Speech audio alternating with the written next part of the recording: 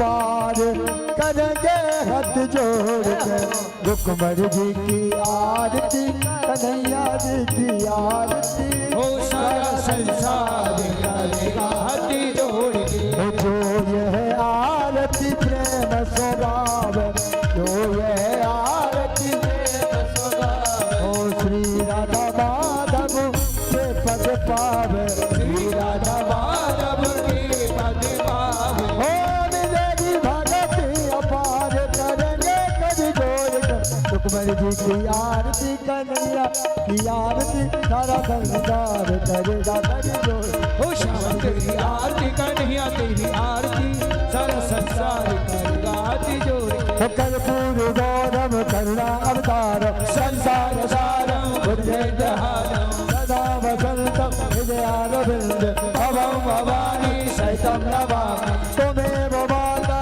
जपिता त्वमेव बन्धुः जस्का त्वमेव विद्या द्रविणं त्वमेव शरणं मम देव देव ओ राधे कृष्ण कृष्ण कृष्ण राधे राधे श्याम राधे श्याम राम राम राधे कृष्ण राधे कृष्ण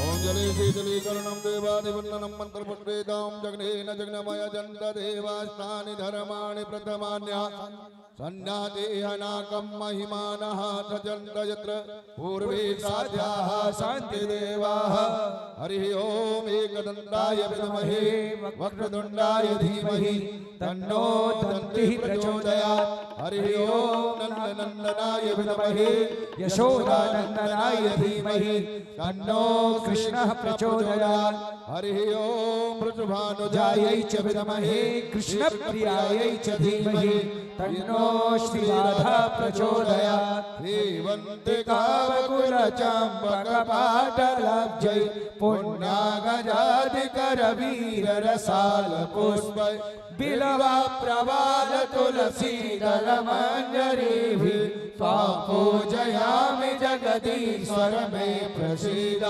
नाना सुगंध पुष्पाणि यथा कालोद्भवानि च पुष्पाञ्जलिर्मया दत्त्वा गृहाण परमेश्वर ओम पुराण पुरुषोत्तमाय नमः मंत्र पुष्पाञ्जलिं समर्पयामि बोले भागवत भगवान की जय हो। वृंदावन बिहारी लाल की जय हो। व्यास जी महाराज की जय हो। बोले सुखदेव जी महाराज की जय हो। रुक्मणी मंगल की जय हो। सत्य सनातन धर्म की जय हो। जय जय श्री राधे जय जय श्री राधे।